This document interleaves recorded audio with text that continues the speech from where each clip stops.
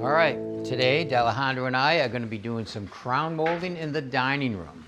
Now the dining room is wide open space, so we don't have a lot of walls, but we have a definition of a wall with this beam here that opened up this space here, and this carrying beam right here that opened up the hallway into the dining room, and another one over there.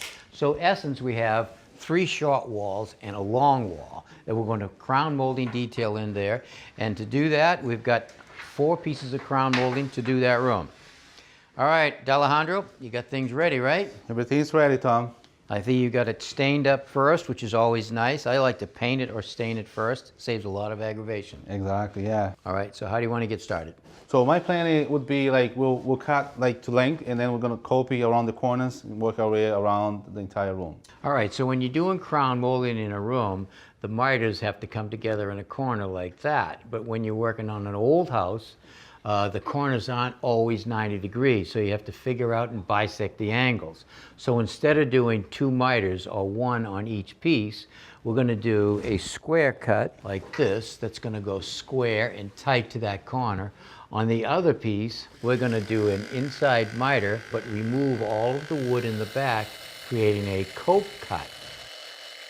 So when the 2 pieces go together like that, you have a nice tight miter, and if the corner is out of square at all, they still stay nice and tight. All right, Deliandro, I'm tight in the corner. So I got 181, 116.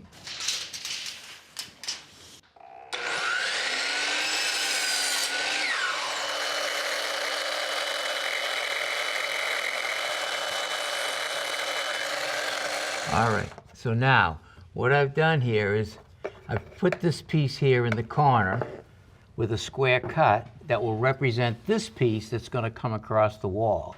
We've already coped cut this end, but we're only nailing it halfway down the wall. That will allow us to make this molding, get it out of the way, put the square cut in the corner, nail it off, and then we'll just force this up, and we'll have a nice tight miter. Awesome. All right, so what I've got is the square cut on my end that will go tight to the corner.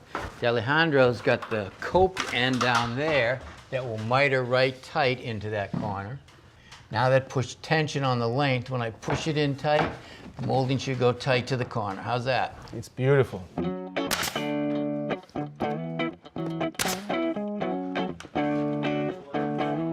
How's it look? It looks pretty good, yeah. Very tight. Okay, so let's get this last piece cut. So this is the last piece that's going to go in, and this is why we let this end float. So now I can take my square edge, and I can put it up here, slide it up. Deliandro can put the coped end against that corner. Looks great.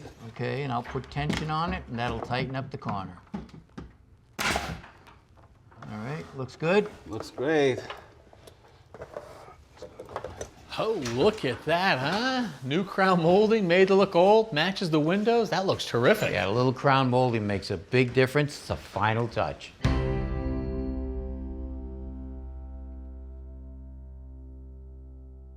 Thanks for watching. This Old House has got a video for just about every home improvement project, so be sure to check out the others. And if you like what you see, click on the subscribe button to make sure that you get our newest videos right in your feed.